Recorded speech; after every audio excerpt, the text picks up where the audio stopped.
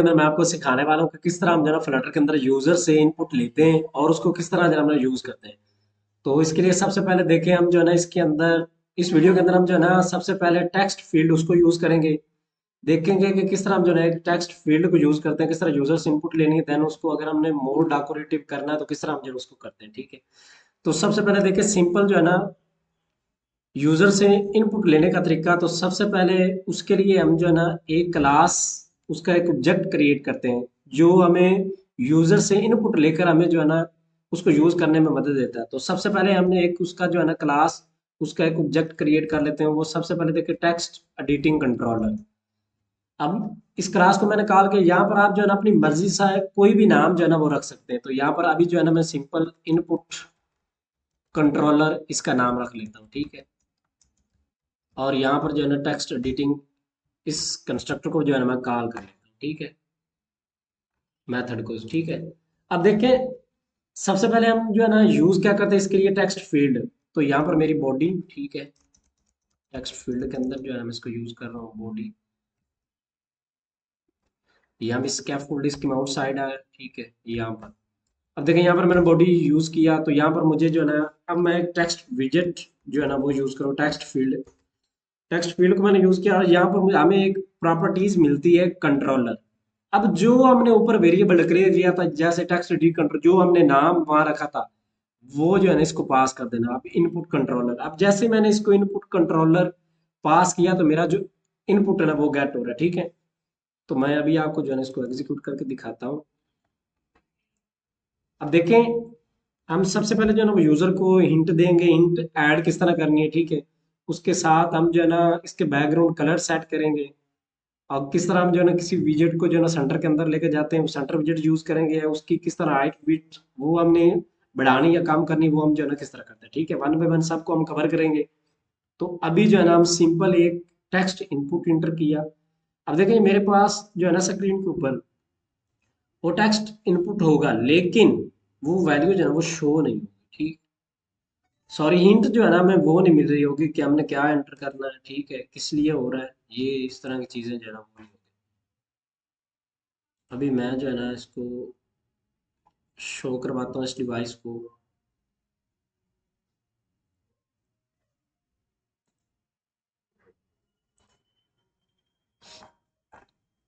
तो अभी देखें सिंपल मेरे पास जो है ना वो एक लाइन बन गई। ठीक है, और इसके ऊपर देखें इनपुट भी हो रहा है लेकिन अभी जो है ना वो हिंट ऐड नहीं है। तो अगर हिंट यूजर को मैंने अगर कोई इंस्ट्रक्शन गाइड करनी कि आपने यहाँ पर क्या एंटर करना है तो उसके लिए देखें यहाँ पर मुझे जो है ना सबसे पहले एक क्लास डेकोरेशन क्लास मिलती है। उसके अंदर एक मेथड होता है इनपुट डेकोरेशन, उसको हमने कॉल करनी। यहाँ पर हमें मिलता है इंट टेक्स्ट, एक प्रॉपर्टीज है। और यहाँ मैं इंटर करता हूँ कि इंटर नेम, लाइक कर ले, ईमेल कर ले, कुछ भी।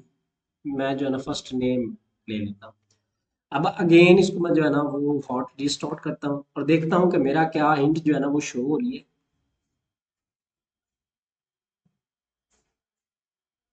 अब देखें यहाँ पर देखो मेरा जो है ना इंटर नेम वो जो है ना वो मतलब शो हो रहा है। ठीक है, हिंट।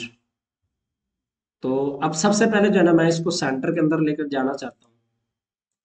तो यहाँ पर जो है ना मैं टेक्स्ट फील्ड के ऊपर सिंपल जो है ना आल्ट इंटर करूंगा तो मेरा जो है ना सेंटर विजेट, उसको क्लिक करूंगा तो ये सेंटर के अंदर जो है ना वो चला जाएगा। इसको अगेन मैं ऑर्डर रिस्टार्ट करता हूँ और देखता हूँ कि क्या मेरी जो इनपुट हम ले रहा हूँ क्या वो सेंटर के अंदर चली गई है।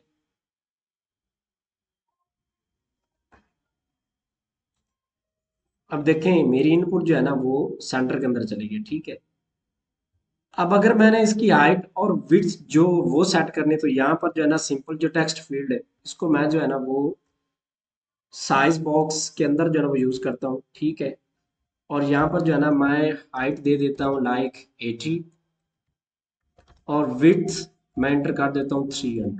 ठीक है, अगेन इसको ऑर्डर स्टार्ट करता हूँ।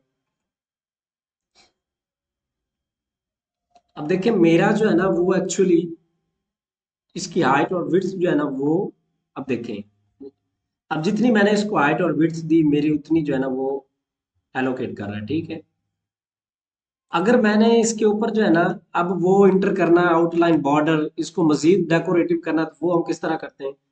तो यहाँ पर जो है ना मुझे एक मिलेगा। ठीक है, डेकोरेशन, ठीक है, इनपुट डेकोरेशन। उसके साथ देखिए बॉर्डर, हमें यहाँ पर एक मिलता है बॉर्डर, ठीक है।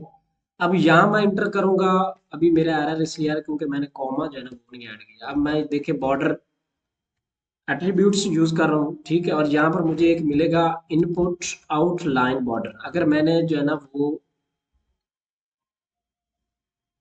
मतलब ये कि अगर मैंने इसके चारों जानब जो है ना वो बॉर्डर इंटर करना है, ठीक है, तो मैं आउटलाइन इनपुट बॉर्डर यूज करूंगा, ठीक है।